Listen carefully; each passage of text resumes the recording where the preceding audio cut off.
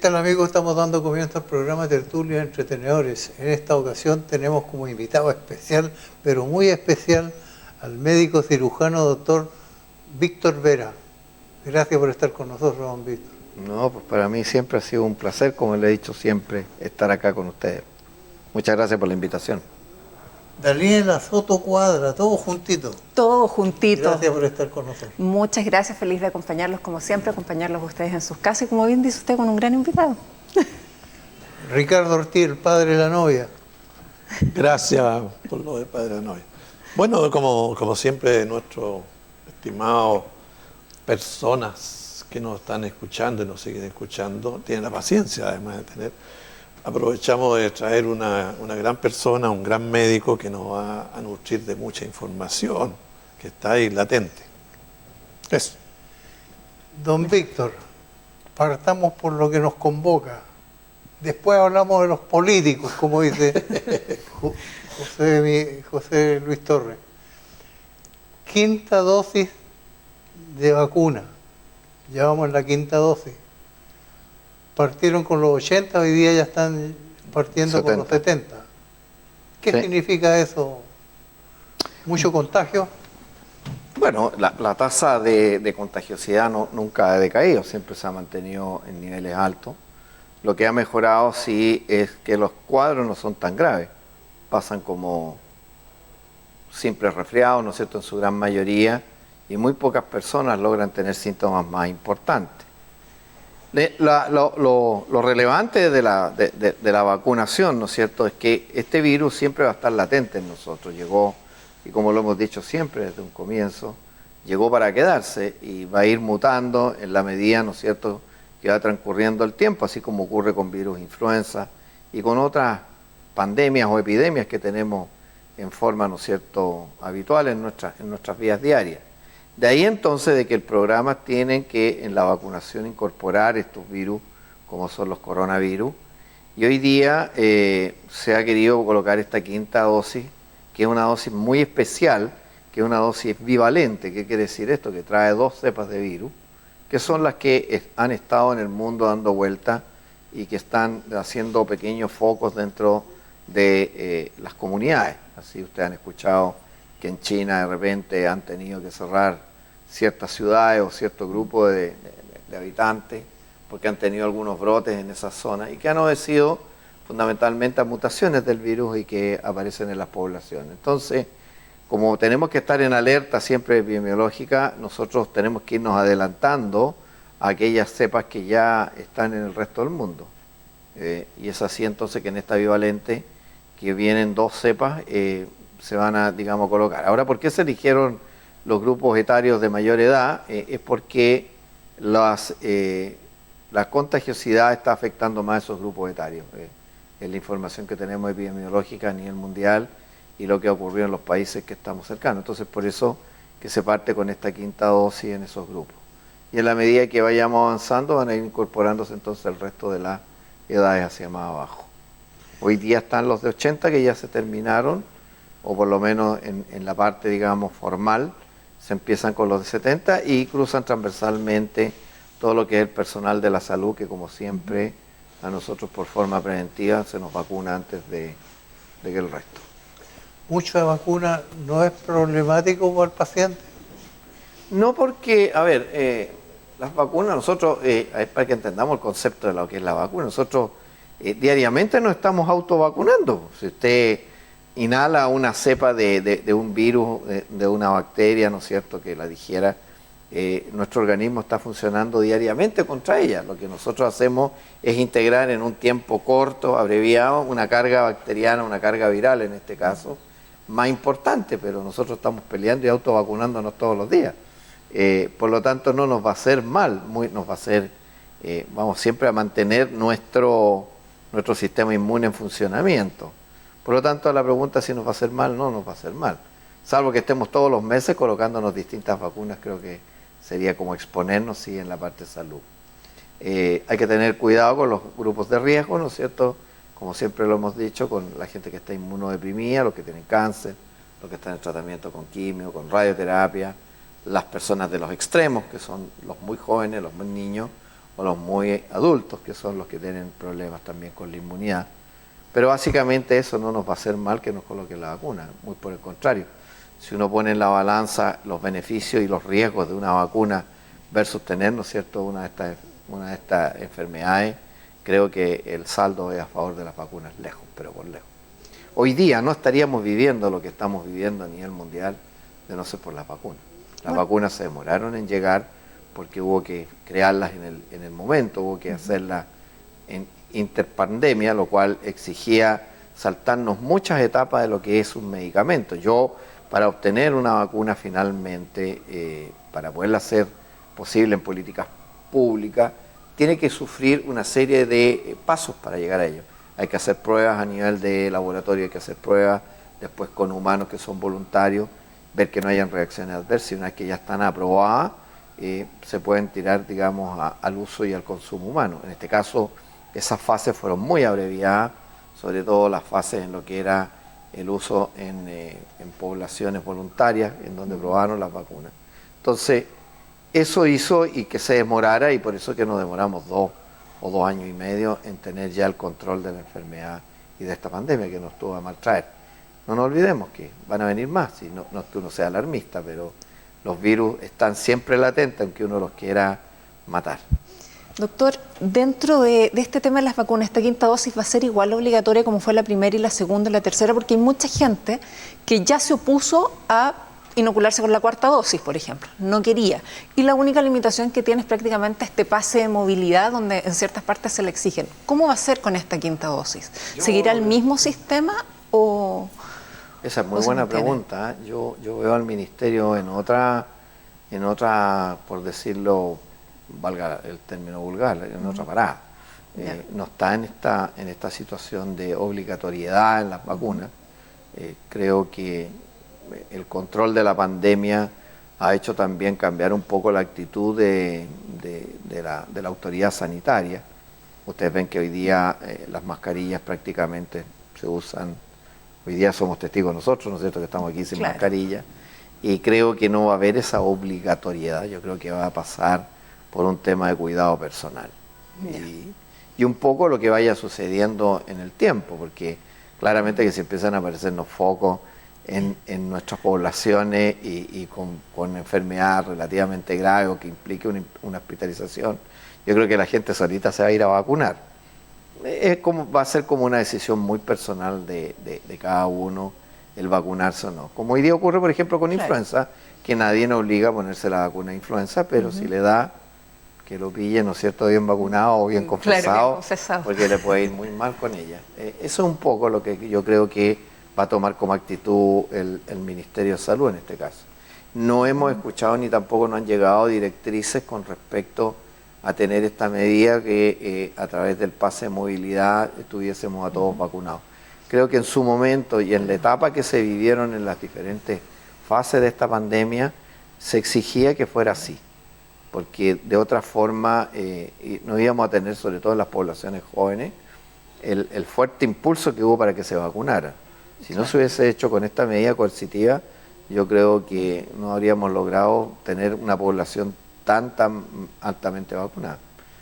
Véanlo en Brasil, por ejemplo, que hoy día, y no quiero entrar en el mundo político ni nada, pero a Bolsonaro se le criticó mucho el manejo de la pandemia, y una de las situaciones que hubo ahí es que las vacunas no fueron obligatorias. Entonces hubo mucha exposición de gente y murió mucha gente también.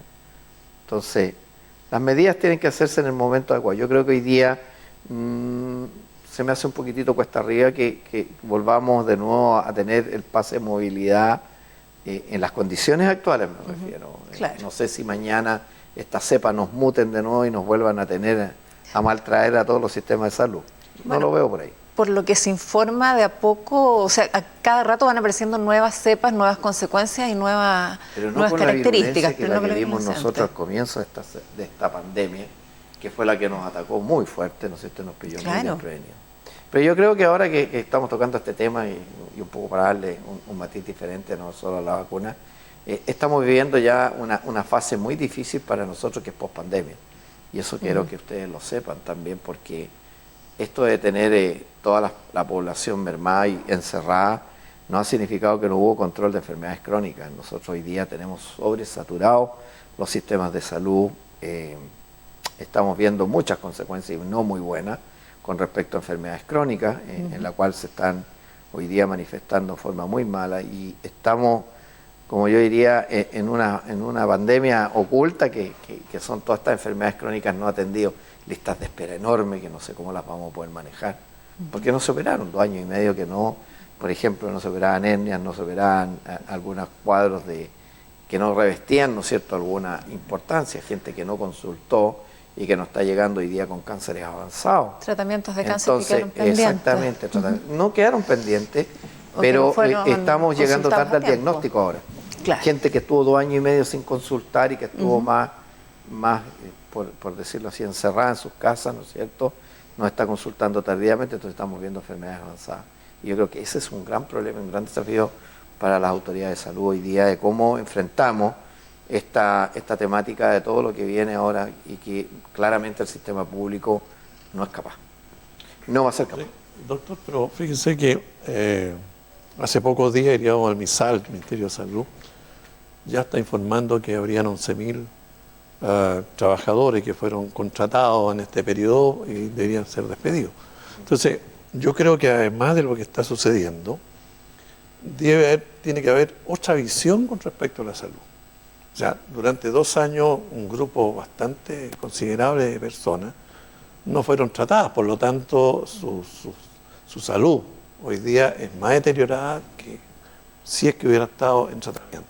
Y eso significa invertir no solamente en personas, es decir, contratar más médicos, más personal, para lograr equilibrar esto. O sea, no es posible que una persona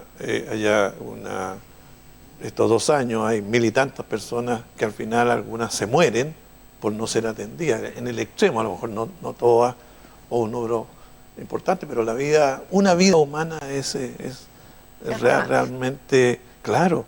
Entonces, creo que no se le está dando la importancia a este fenómeno de transformación.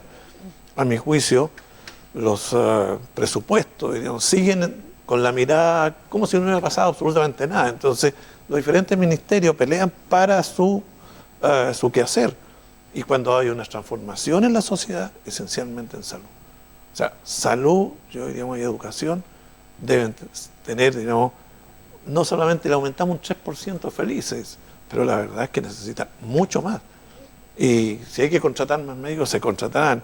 Y habrá que haber convenios con las universidades para que se le entregue dinero. Yo creo que, a mi juicio, digamos, la información que está no se ha llegado a ese extremo, sino que no, acá no ha pasado absolutamente nada, sigamos, ¿no?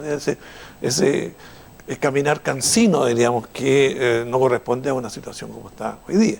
Entonces, si esa es la visión Es una muy buena observación la que está haciendo usted, porque, a ver, nosotros nos regimos por un estatuto y tenemos un marco referencial como Ministerio de Salud, en la cual forman las diferentes plantas. Hoy día hemos vuelto a la normalidad en lo que son las plantas nuestras de trabajo, llámese en personal administrativo, médico, enfermera, esta era nuestra planta antes de llegar a la pandemia. La pandemia obligó al uso constitucional del 3%, como lo mencionó, en la cual hubo que asignar recursos económicos especiales a la salud. Hoy día ese recurso no está y por eso que hubo que despedir a esta gente, porque no existe. Salvo que ahora el mundo político nos diga, nosotros, mire, las plantas de los hospitales las vamos a aumentar tanto en relación a esta realidad, ¿no es cierto? Pero eso va a tener que obedecer a un estudio un poquitito más acabado y más en el largo plazo, para poder definir bien qué es lo que necesita el sistema público para seguir funcionando en las condiciones actuales. Y ese es un tema no menor, porque tenemos que definir, ¿no es cierto?, y decir en el próximo presupuesto del año 2023 para la salud, miren, con lo que ustedes me dan, yo no puedo sacar nada, o sea, hasta aquí llegamos. Piensen ustedes que hubo y deben haberlo escuchado, ¿no es cierto?, que se creó este año un programa a través del FONASA que fue para el tratamiento de la obesidad en nuestro país. Ustedes saben que una enfermedad es como la pandemia del siglo XXI, ¿no es cierto? Sí. La obesidad, y se abrieron las puertas para estos famosos PAD o pago asociado al diagnóstico con respecto a la obesidad, y entraron a todos a operarse con las mangas gástricas y con la parte de las gastrectomías más cortas para poder, digamos, mejorar el problema de la obesidad en las personas. Fue tal el volumen que llegaron más o menos como a 7.000 y fracción de pacientes a lo largo del país, lo cual desfinanció absolutamente a FONASA y dejó casi sin plata al poco andar del programa para el resto de las prestaciones. O sea, eso un poco les habla de que nosotros hoy día, si queremos hacer bien las cosas y queremos que este sistema público, con lo que teníamos, porque claramente nosotros, si usted, le puedo mencionar un ejemplo, antes de la pandemia teníamos una sala, una UTI con 5 camas, hoy día tenemos una UTI con 12 camas y 2 unidades intermedias, cuando antes había una intermedia con 12 camas, hoy día tenemos 2 intermedios con 12 camas cada uno. O sea, aumentamos considerablemente ese número. Pero ese es un número irreal porque nosotros en nuestra orgánica no estaba, pero hay que mantenerlo, porque si no lo mantenemos hoy día, el volumen de población que tenemos que atender no nos va a dar.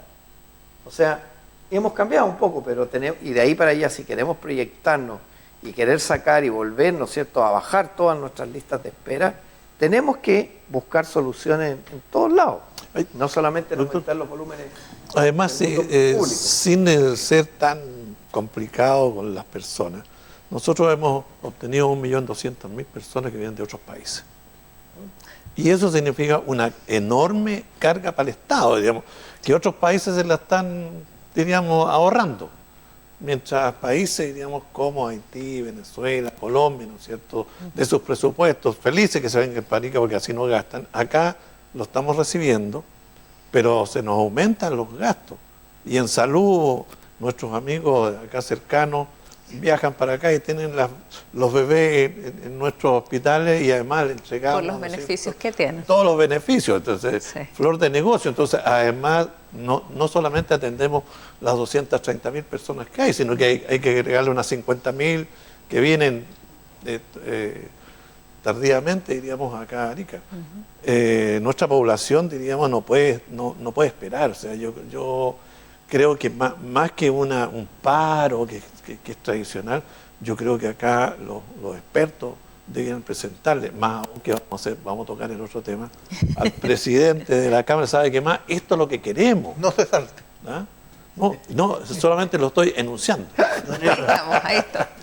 Un empujón. Un empujón. ¿Ah? No, pero efectivamente a lo mejor hay un poco de desconocimiento o de que las autoridades estén en otra onda, si por decirlo más coloquial, que estar preocupados realmente de lo que pasa con la salud, lo que pasa con la educación, porque nos damos cuenta que, por ejemplo, en el Congreso estaban todos más pendientes de quién iba a ser presidente de la Cámara de Diputados, como vemos que en el gobierno central están más pendientes de lo que puede ser un nuevo proceso constitucional, en vez de estar pendientes de las reales necesidades que tiene el país actualmente, donde la mayoría ha determinado que necesitamos soluciones en salud, donde está esta larga lista de espera. Arica se caracteriza por eso, donde muchos chilenos se sienten postergados en cuanto a la atención médica, donde dicen, no es que este cupo está para extranjeros, no es que está ocupado por un extranjero, y que pasa también a nivel educacional. ¿Qué organismo, como para que la gente entienda, o qué presión podría ejercer, por ejemplo, los médicos o los funcionarios de la salud en general, para exigirle realmente a la autoridad, más allá de los paros, de que realmente pongan ojo en lo que tienen que poner ojo y destinar los recursos? Efectivamente, se aumentó la cantidad de camas, se aumentó todo eso, pero las plantas de los organismos públicos sí o sí tienen que ser modificadas por ley. Entonces, ¿no será un poquitito tratar de presionar por ese lado? Y aprovechando lo que decíamos, que ahora se jactan de que tenemos un presidente de la Cámara de Diputados que es ariqueño, que esperemos que sí haga algo, porque hasta el momento yo personalmente, y siempre me hago responsable de mis dichos, no veo que haya hecho mucho, de solucionar este tema. Ustedes se han juntado como médicos en reuniones comunes y corrientes de decir, bueno, ¿saben qué? ¿Podríamos presionar así o exigir esto o ver dónde inyectar más recursos realmente? No, yo no lo he visto, por lo menos. Yo creo que los ojos y donde se han puesto los acentos en los distintos frentes, en el mundo político, como lo dijo muy bien, en el mundo nuestro, en la parte de salud, no lo veo. Nosotros estamos a full trabajando. Es más, vivimos en una eterna lucha todos los días de estar peleando para conseguirnos más infraestructura, conseguirnos horas para un pabellón, horas para que un anestesista nos pueda dar una cirugía X, o que tengamos la cobertura además de cama, hemos buscado todas las alternativas, pero el sistema no da para más porque ya tenemos una infraestructura que da a lo que tenemos. Entonces estamos trabajando a full. ¿Podemos dar a lo mejor más? Yo creo que sí. Y ahí es donde tiene que venir un poquitito la mano del ministerio, qué es lo que quiere. Porque con lo que tenemos no hay recursos. El hospital, no me corresponde a mí decirlo, pero en nuestro conocimiento, ¿no es cierto?, estamos full quebrados. O sea, nosotros ya hemos gastado todas las naves en cuanto a plata, entonces hay que empezar a ir a nivel del ministerio, conseguirnos más dinero, entonces malamente vamos a poder gestionar listas de espera o buscar, ¿no es cierto?, soluciones en el mundo público-privado, ¿no es cierto?, de cómo sacarlas, porque creo que por ahí va a tener que salir, porque la infraestructura del mundo público no nos acompaña. O sea, nuestro hospital es nuestro hospital, estará bonito todo, pero con lo que tenemos hoy día de la demanda que hay que cubrir, con toda esta rémora que se nos quedó con la pandemia, necesariamente vamos a tener que hacer algunos convenios con el mundo privado. O bien, ¿no es cierto?, trabajar full con lo que hay en horarios diferidos, como son horarios fuera, ¿no es cierto?, del horario normal de trabajo, o venir los fines de semana, no sé, habrá que buscar todo el ingenio, pero para eso se necesita el recurso económico, y el recurso económico hoy día no está. ¿Y por qué algunos dirigentes, de los siempre que existen y que están desde años, piden otro hospital más, sin el conocimiento económico, cuánto cuesta, diríamos, no solamente montarlo, sino después activarlo? Allá apuntaba yo cuando estaba hablando de que había que hacer un estudio real de cuáles son nuestras necesidades y hacia dónde van. Bien, yo le toqué la otra vez un punto y eso quiero dejárselos bien claro. Este hospital que fue creado y que fue construido y que no debe tener más allá de 8 años, según mis cálculos, no me acuerdo, creo que fue en el primer periodo de... casi al final de la presidenta Bachelet y entrando Piñera, ¿no es cierto?, en su primer periodo se inauguró. O sea, más o menos esa es la cantidad de tiempo que tiene. Este hospital se proyectó y se creó como un hospital normalizado. ¿Qué significa normalizado? Ese era su gran título. Bueno, era llevar el hospital Juan Noé a la norma que dicen todos. La institución salud, ¿no es cierto?, los ministerios, y la norma que dice también a nivel mundial. En cuanto a cuántos especialistas requerían, cuántas camas requería, y todo determinado por el número de habitantes que tenía la ciudad. ¿Ya? Pero nunca pensaron Nosotros pertenecíamos a la primera región. Claro. Yo lo sé también porque era secretario del Colegio Médico en aquella época. Y nos costó una pelea enorme porque el presupuesto del hospital se cortó en la mitad. En el gobierno de Lago, el presidente Lago, se corta por la mitad y la mitad se fue para el hospital de Alto Hospicio y la otra mitad se quedó acá. Por lo tanto, hubo que bajar algunos indicadores, porque no podía ser que lo lleváramos a la norma, un hospital que iba a partir trucho. Claro. Entonces, ¿qué hicieron? Le pidieron al INE que dijera cuántos habitantes tenía Arica. En aquella época éramos 220.000, más los flotantes éramos como 250.000, aprox. Dijeron que éramos 150.000. Y se construyó un hospital para 150.000. Cuando lo entregan ya venía con el déficit de casi 100.000 personas. Completamente. Y hoy día, ustedes imaginarán que ya no somos 250.000, debemos andar por, no sé, me estoy dando algunos, 270.000, entonces ya estamos cortos. Fácil. Por eso que la gente pide otro hospital, porque tenemos la sensación de que no hemos quedado cortos y que debiéramos de crecer. Yo creo que eso tiene que ir de la mano a lo mejor con hacer una segunda alcaldía en Arica. La comunal de Arica debiera tener a lo mejor una segunda alcaldía para el lado norte, probablemente, y al tener una segunda alcaldía debiera ser, ¿no es cierto?, allá una construcción de un hospital, porque allá también hay una población importantísima, sino que la más importante es Arica, que es la que nosotros nos tocaría. No, mientras no haya recursos. Así que yo creo que eso del segundo hospital es válido, pero no estamos dentro de las prioridades hoy día. Hoy día parece que las prioridades, como dijo ella, ¿no es cierto?, para nosotros están en otro lado. Yo, claro, como de salud, siempre voy a estar defendiendo mi ala, mi tema. Y en ese sentido creo que hay que hacer un estudio más acabado. Y esto va un poquitito a la mano de algo que yo siempre criticaba, ¿no es cierto?, que queríamos una nueva ley en salud, una salud de 100% pública, y ustedes están dándose cuenta que nosotros desgraciadamente no estamos en condiciones de poder tener una salud. Es imposible. A lo mejor si nos proyectamos en unos 20 años más, a lo mejor podríamos tenerla, pero hay que mirar con un horizonte muy futurista.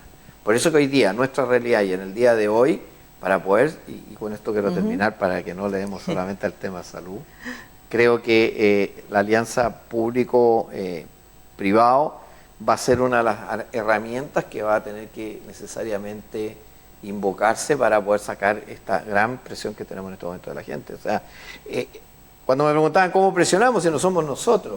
El mundo del conocimiento, el mundo de la salud, yo puedo pedir un montón y no me van a decir que no. Pero si es la población la que lo pide, créanme que se lo van a dar inmediatamente. Y en este caso van a tener que empezar las ollas a hervir, ¿no es cierto?, a nivel de las listas de espera. Listas de espera que no son menores. Vamos a hacer un pequeño alto y regresamos de inmediato.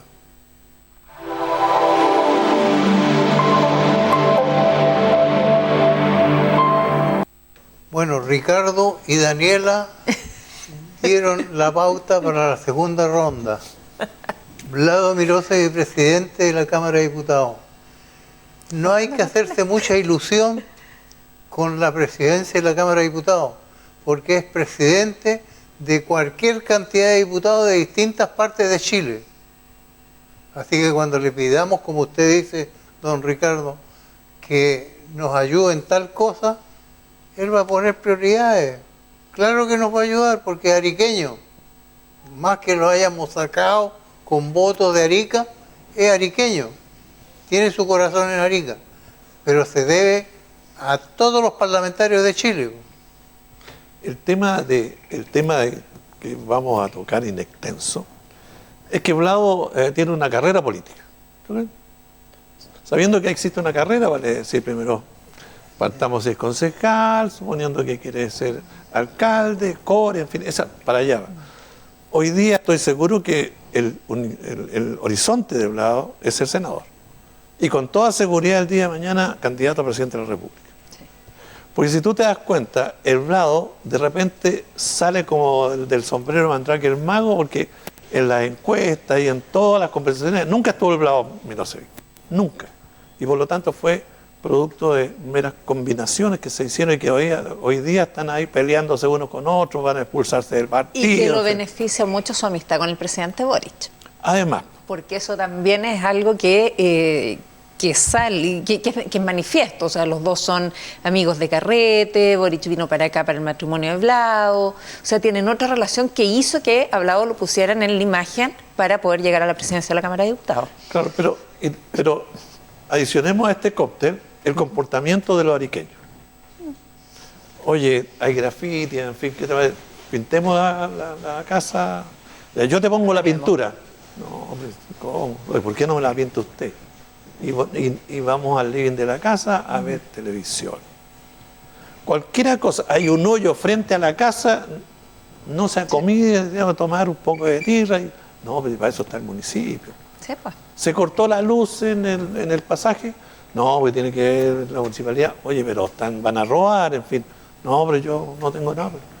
Y eso en términos económicos, si tú en el pasaje sacas 1.000 pesitos, tienen para comprar la ampolleta que falta.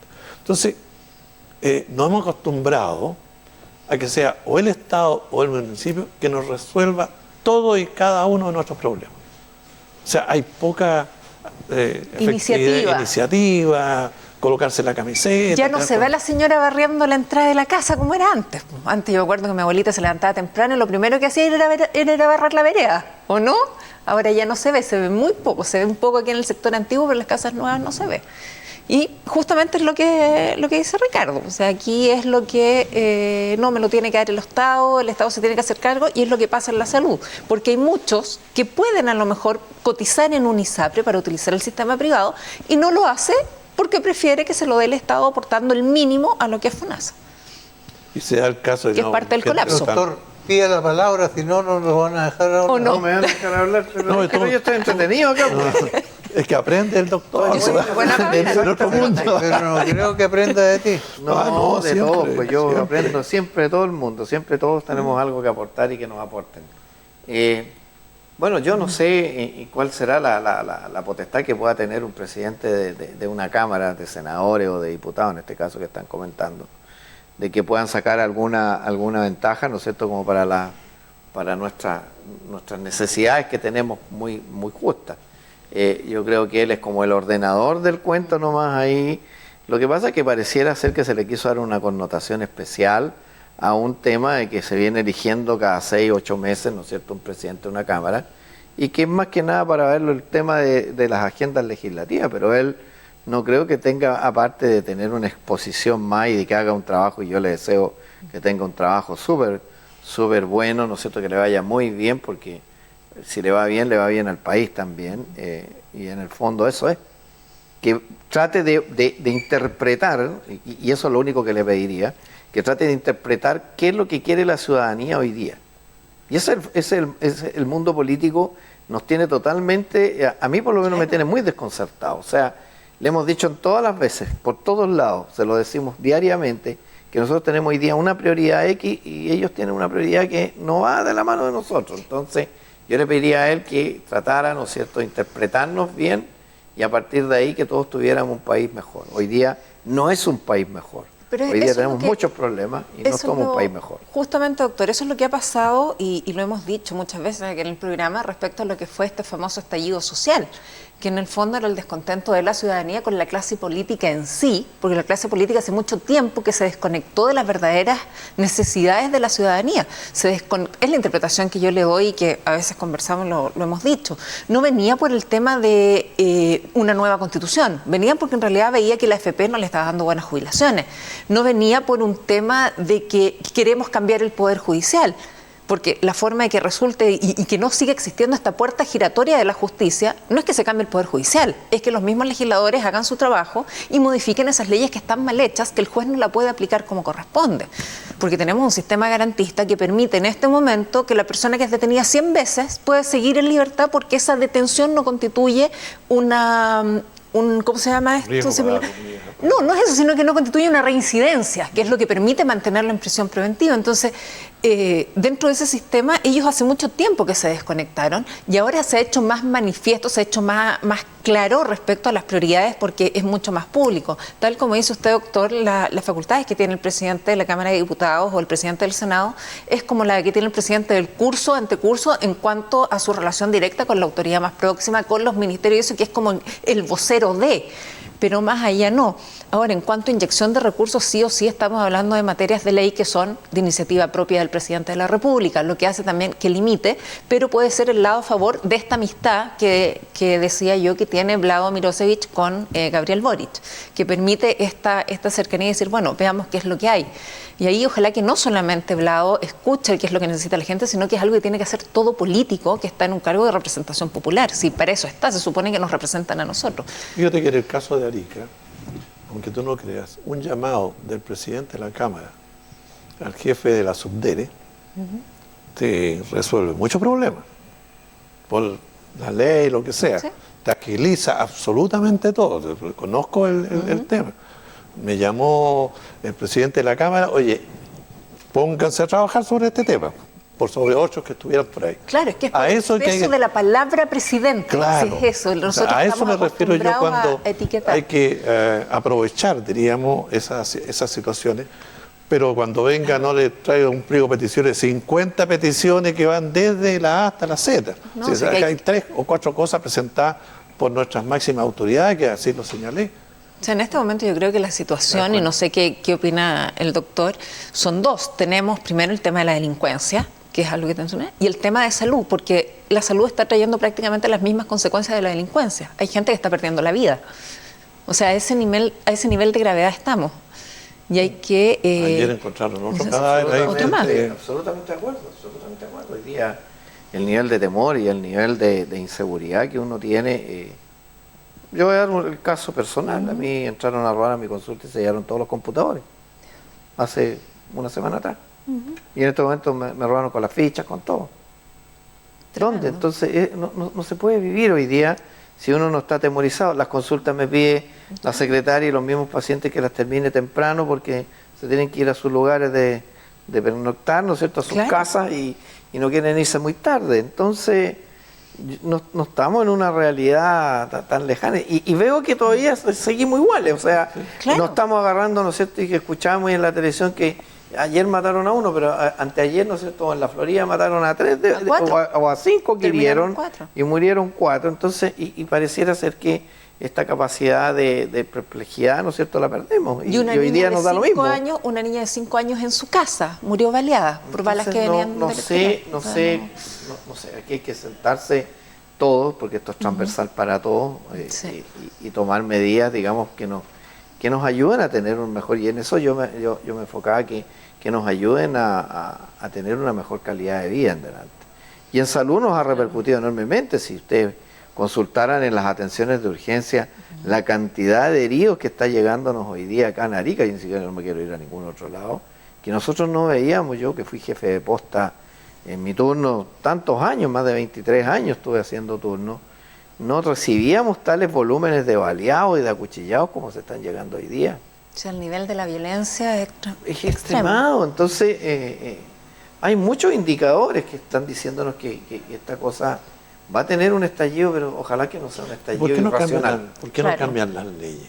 O sea, es que no depende de nosotros, depende de los políticos. No, sí estoy de acuerdo, pero ¿cuál es su percepción? Mi percepción es que el mundo político está enfocado, en estos momentos está enfocado en el cambio de la Constitución, que están preocupados, que ahora pareciera ser que pasó como a un segundo plano. Después pasó esto del presidente de la Cámara, que me pareció algo absolutamente irrelevante, como lo dije, porque sí, es que este es un cargo que se viene haciendo hace tanto tiempo y que no sé por qué tuvo tanta connotación. Pero bueno, ya fue. Pero no veo que esté dentro de las agendas esto. No veo que dentro de la agenda del actual gobierno sea prioritario para ello hacer, ¿no es cierto?, un mea culpa, hacer un diagnóstico y ver por dónde avanzamos. Todos dicen vamos a ver, pero y ahí estamos. Y esto cada día aumenta más. Y responsabilizan en cierta medida, dentro de las estadísticas, a los mismos ciudadanos que son víctimas de un delito y no hacen la denuncia. Entonces, como no se hace la denuncia, no está dentro de las estadísticas, y no está dentro de las estadísticas, una cosa es el nivel de temor de la ciudadanía y otra cosa son los delitos efectivamente cometidos. Exacto. Entonces, eso también lleva a un tema. Efectivamente, hacer la denuncia es una lata. A mí me tocó el viernes, que tuvimos una reunión, salí de la oficina y los 4 autos, o sea, los vidrios de mi camioneta reventados. No robaron nada, solamente el hecho de hacer daño. Y así, no solamente mi camioneta, sino que 3 más arriba y 3 a la vuelta. Y nadie hace nada. Y uno va a hacer la denuncia y tanto Carabineros como la PDI dice, ay, sí pasa siempre. Ay, sí, claro, toman la denuncia, pero sí pasa tiempo. Y queda a la espera de lo que diga la Fiscalía. Y la Fiscalía, si usted no aporta nuevos antecedentes, se archiva.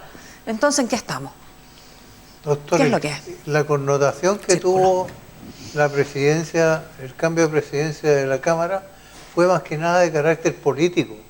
Fueron los partidos los que empezaron a pelear entre ellos. Exacto.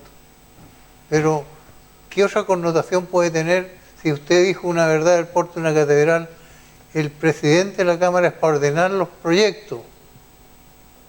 Pero Ricardo dice, va a llamar el presidente de la Cámara al ministro tanto, o al subsecretario tanto, y va a llegar a correr para cumplir con el presidente de la Cámara. Ojalá su voz sea santa. Pero es así porque las conexiones, ¿no es cierto?, los arreglos, las componentes, tienen que ser así. Hoy día yo te doy, tú que me das.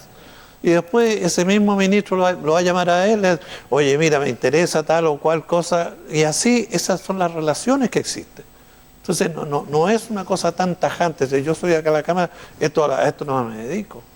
Es decir, las propias negociaciones que se hicieron para que él saliera presidente fueron atroces. Claro. Se agarraban poco menos que a puñetes entre ellos. Pero lo que es lamentable es ver lo que hay detrás de esas negociaciones, porque esta llamada telefónica no es para solucionar el problema de la señora Juanita, es para decir, si yo respondo con esto voy a tener voto y voy a seguir en el poder. ¿Así? No es para cumplir la función pública por la que están. Yo creo que se ha perdido en la clase política general la función para la que están, para lo que fueron elegidos. Aquí tenemos políticos, derecha, izquierda, centro, lo que sea, que le interesa mantenerse en el poder para tener esa sensación de poder y tener el manejo económico de la situación. Sí, nada más. Nada más. O sea, tenemos cuántos años diciendo que la educación nuestra es mala. ¿Cómo mejoramos la educación? Al Estado lo que menos le preocupa es mejorar la educación. Si el Estado, mientras más ignorante sea el ciudadano, más lo puede controlar, más lo puede manejar y más se mantiene en el poder. Ahora, nosotros como ciudadanos tenemos que darnos cuenta de esa realidad y no esperar que el Estado nos dé esa educación, sino que educarnos nosotros mismos. Y ahí empezar a ver y diferenciar el que promete realmente lo que puede cumplir y el que está prometiendo a cambio de un voto para mantenerse en el poder. O sea, veamos las elecciones. Yo veo respuestas de muchos ariqueños que dicen, hoy, Vlado, presidente del de la Cámara de Diputados. ¿Qué ha hecho Vlado por Arica? Y la mayoría de los comentarios es ese. Entonces, bueno, si Vlado no ha hecho nada por Arica, ¿por qué entonces ha sido reelecto tantas veces? Es la pregunta, ¿no? Entonces uno como ciudadano también tiene que hacer un mea culpa. Cada pueblo tiene el gobernante que quiso elegir. Y ahí lamentablemente vamos a tener que asumir las consecuencias. Esto viene hace muchos años. Diríamos que estamos eligiendo personas que no dan el ancho por un lado. Mira, hay algunos, no digo los que están acá, ya los conozco, hay algunos que arriendan, que es el oficio que yo hago, arriendan la sede y le dicen a la persona, oye, ¿cuánto? 500, ponle 800. ¿Sí? O, ese es un caso. Y no vamos a ver cómo, porque el que arrienda nunca va a decir, sí, los dos van a estar. Pero lo que es más delicado, y que eso sí se puede justificar, ¿a quién contratan de asesores? Entonces, ¿quiénes son tus asesores? Y tú vas a ver la trama, ¿no es cierto?, de familiares que están allí. Y amigos. De amigos. Y las triangulaciones. Y este diputado colocó de concejal, ¿no es cierto?, a su hermano. Y este senador puso... Entonces, es una trama tan grande de poder que es muy difícil de destrabarla. Y como además tú entregas un cheque en blanco durante 4 años para que este señor se lo cobre cuando quiera y como quiera y le ponga la cifra que quiera, no podemos señalarlo al segundo año que no ha hecho absolutamente nada, decir, oye, hasta acá no va a llegar. Y al final, cuando está llegando a los 4, se porta un poco bien, reparte tortas y un montón, y la gente que no está bien informada lo vuelve a elegir. Y seguimos en esta situación. Tal vez si llegamos a un nuevo estallido social, en vez de llegar a un acuerdo por la paz, por una nueva constitución, como ciudadanos tenemos que elegir es un acuerdo por una nueva ley electoral, cambiando esa ley electoral completa. Por ejemplo, ¿la cambiaron? No, la cambiaron a interés de ellos. Ah, bueno, la cambiaron. Tenemos que pedir... Sí, pero ¿de qué sirvió? Eliminaron el binominal para aumentar la cantidad de diputados, la cantidad de senadores, asegurarse ellos y que quede todavía el que sigue acarreando, o sea... Doctor, una cosa, con respecto a todo, doctor, se dice, ¿no es cierto?, que la medicina central, diríamos, mantenerla en aquellos territorios, ¿no es cierto?, donde está afincada las minorías étnicas. ¿Qué se entiende por esa medicina central? Porque era una forma de que tenían cómo resolver sus temas de salud. Bueno, aquí hay dos mundos que uno tiene que tratar de interpretarlos y poder, digamos, darle cabida también. Y esto de la medicina ancestral, nosotros la tenemos incorporada incluso acá. Los partos del mundo aymara tienen su cabida en el hospital.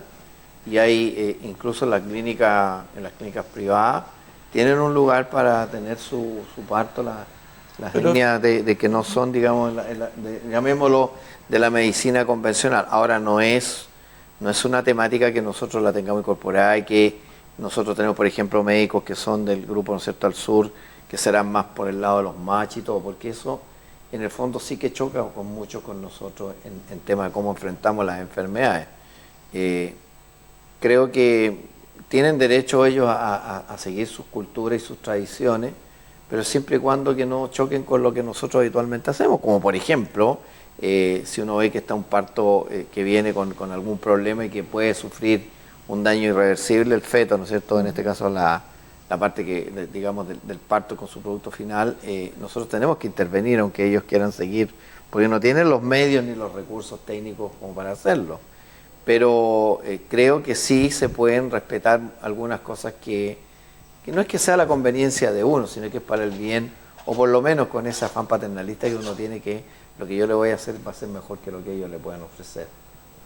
No sé cómo poderle integrar más firmemente, o sea, que como ver dos mundos distintos, o sea, ver solamente por darle un valor, ¿no es cierto?, que la medicina ancestral mapuche, ¿no es cierto?, dejarle como un hospital mapuche y después hacer otro hospital para nosotros, yo no lo veo por ahí, porque en realidad ahí sí que tendríamos algún choque. El número de bebés que nacen muertos, digamos... Exacto, mortalidades maternas, mortalidades infantiles y toda una serie de cosas hacia adelante, pero creo, y nosotros hemos ido integrando, acá existe una unidad que es la UMI, que es la unidad de medicina alternativa, que es la que ve todas estas otras medicinas no no la nuestra, ¿no es cierto?, no la medicina alopática, sino que ven todo el espectro de los otros mundos, la ayurveda, la medicina chamánica, ¿no es cierto?, todas estas otras visiones que se tienen y que tienen ahí una cabida, pero no es un punto, digamos, de que sea como muy prioritario, pero está. Si ustedes van al hospital... Pero ustedes están sobre cualquier situación que tenga riesgo. Médicos alópatas que están dedicados a esa medicina, como también hay personas que no son médicas que también están trabajando ahí en la unidad. Eso sí se ha hecho como unidades integrativas, digamos, claro, complementarias. Y apenas, digamos, tienen alguna suerte de que detecten alguna cosa que no está dentro de la norma, ellos la pasan a la medicina alopática. O sea, claro. Sí, pero... Hay como un complemento no es como un 100% quererlo. No es como generar... Yo por lo menos no lo he escuchado, de que se quiera formar algún hospital o alguna institución de salud ancestrales y que sea como aparte de la nuestra y que puedan ir allá. Lo que pasa es que el mundo aymara se ha integrado a la sociedad chilena, digamos, para ponerle un nombre, a diferencia del mundo mapuche, digamos, que ha estado más aislado o lo han aislado. Por lo tanto, acá los aymaras generalmente son comerciantes, transportistas, creo que también mucho dentro del mundo de las técnicas, digamos. Pero no hay grupos aparte, diríamos, que se sientan solamente mapuche, el mundo mapuche. No, todo lo contrario, están muy integrados, digamos, en la sociedad, especialmente en la juventud. Bueno, están claros que ser chileno es ser chileno independiente de los orígenes que uno tenga y el respeto que uno tenga por sus ancestros. Y yo creo que la cultura y la multiculturalidad es esencial en cualquier país, no así la multinacionalidad, que son cosas distintas. Claro. Ya, y esos son conceptos que la gente tiende a confundir y lo que llevó también al fracaso de este proceso constituyente cuando hablaba de era multinacional en vez de ser multicultural y todo ese tipo de cosas. Plurinacional, el hecho de que sea plurinacional, la nacionalidad es un tema en materia jurídica bastante delicada y esencial. Entonces no es posible. Sí, una pluriculturalidad que es básica. Convivimos, todos somos mezcla, todos tenemos orígenes ancestrales, ya sean mapuches, aymara, quechua, todos tenemos esas raíces, o migrantes. Después de otras culturas. Claro, por supuesto. En la Segunda Guerra Mundial llegó mucho extranjero de Europa, diríamos, especialmente. Claro, mucho. Arrancando. Y todo pidiendo respeto. No, esa parte de la pregunta específica yo de medicina ancestral no la tenemos. Tenemos, como les digo, una unidad, pero no es como una unidad que uno puede decir, mira, aquí vamos a operar de la vesícula y vamos. Claro. No, ellos hacen sus tratamientos que son no alternativos, son complementarios, porque la palabra alternativa, como muchos le dicen, medicina alternativa no me gusta. No. Yo diría que son medicinas complementarias en que nos complementamos unas con la otra. Doctor, volviendo a la parte de seguridad, ¿usted ha venido a las 8 de la tarde al centro de Arica? No. Yo créame que... Desde una vuelta y va a abrazar al ciudadano que encuentre que anda igual que usted. Porque es un desierto las 20 horas.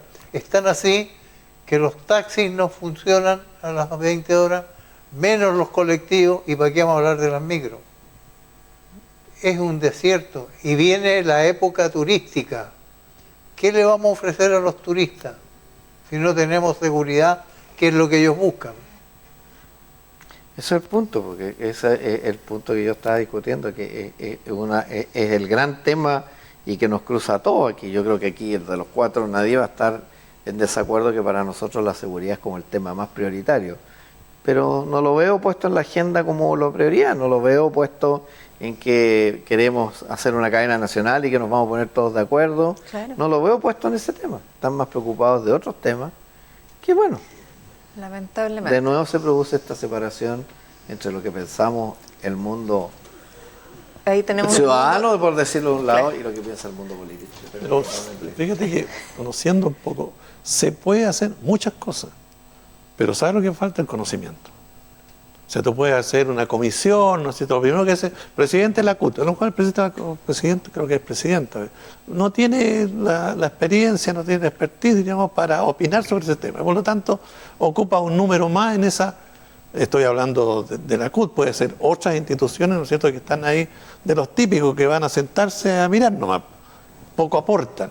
Y por lo tanto se cumplió, si tenemos en Arica una comisión encargada de la seguridad, como que si eso diera la respuesta, diríamos, a este tema. Y como dice José, a las 8 de la noche penan las almas acá. Bueno, Arica ha perdido ese misticismo donde se caracterizaba porque si bien el ariqueño dormía la siesta y el comercio abría tarde, era porque también cerraba tarde. Las 12 de Y la ahora noche ya todavía no tenemos nada, seguimos funcionando. Estamos llegando a la época del conformismo, nos estamos Sí, claro. conformando con poco. Sí. Ya no estamos exigiendo como antes. Antes tú le exigías a las autoridades que actuaran distinto. Ahora nos conformamos, ¿no? Si nosotros nos encerramos en el departamento o en la casa, no nos va a pasar nada. Y no se vive exteriormente. Minuto final, don Ricardo Ortiz. Hoy llegamos al término del programa. No hemos pasado de la medicina a la política, ¿no es cierto? Pero ya quedamos claritos en medicina, qué es lo que Sí. está pasando y cómo resolverlo, pero lamentablemente son palabras mayores y son nombres. Pero insisto en que tenemos que apretar a don Blado, ¿no es cierto?, porque de acá nació. Así que acá están los votos. Lo vamos a invitar ¿Ah? al programa. Yo creo que es importante que él nos señale hasta dónde puede No llegar. es mala idea. Queda invitado al programa, diputado Blado Usted Mendoza. se encarga porque Yo no, me- no creo que sea tan fácil traerlo. Sí. La semana distrital. Siempre. Algo vamos a hacer. Siempre. Y es político. Sí. Va a tener Tuvimos que- al senador Insulza, ¿por qué no podemos tener al diputado?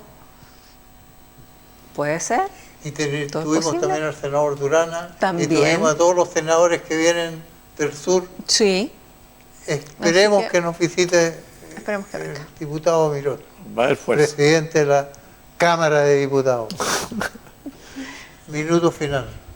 Bueno, ya queda claro que el tema de la salud está pasando por una crisis bastante grande. Nosotros como ciudadanos, insisto, tenemos que poner también de nuestra parte, saber cómo funciona, no por cualquier cosa ir a colapsar la urgencia, sobre todo las que somos mamás, que a veces nos ponemos medias histéricas por el más mínimo tosido del niño. No, cuando se ponga a toser el niño, primero vea si efectivamente está como para llevarlo Entonces, a la posta.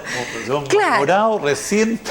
Claro, es que también en eso falta un poquito de claridad de cómo funciona, qué pasa con el sapo, el samo, el no sé qué cosa y todo, ahí falta un poquitito, pero sí yo creo que tenemos que colaborar y sobre todo el llamado a las autoridades de que pongan ojo en lo que es realmente relevante. Cuando la gente le dice no nos interesa una nueva constitución, no es porque no les interesa el tema político, es porque hay otras prioridades y los recursos tienen que ir inyectados a eso. Salud y delincuencia son las dos cosas y las dos áreas que están costando vidas de chilenos y extranjeros. Minuto final, doctor. Bueno, me han interpretado muy bien Daniela y Ricardo acá, ¿no es cierto?, que en el fondo hoy día el país tiene que cambiar. El discurso hace unos meses atrás era, ¿no es cierto?, uno, pero hoy día tiene que cambiar y los énfasis tienen que ser mirados, ¿no es cierto?, con el prisma de la época actual. Yo creo que la inseguridad, el miedo hoy día y la delincuencia, el tema central para nosotros. Salud también, por supuesto, y ya por los temas que yo les dije, para nosotros tenemos unos grandes desafíos los próximos 2 o 3 años, en la cual ahí vamos a tener que hacer algunos cambios. Agradecerles siempre a ustedes la invitación, ¿no es cierto?, y porque pueda traer el tema salud acá al tapete, ¿no es cierto?, y a la comunidad también mantenerla en actividad. Estamos haciendo esfuerzos enormes, ¿no es cierto?, para poder movilizar las diferentes enfermedades y todos le ponemos el empeño, pero siempre va a faltar y nos va a faltar porque no tenemos más estructura. Ojalá que se nos mejore en el futuro. Hay algunos indicadores que así lo dicen. Doctor, a usted tenemos que agradecerle porque cada vez que usted viene nos deja muy bien informados y además que es un gran conocedor de su profesión, la salud. Muchas gracias, muy amable. Yo siempre feliz de poder venir y aportar un granito. Con ustedes, amables televidentes, nos encontraremos en un programa similar. Muchas gracias.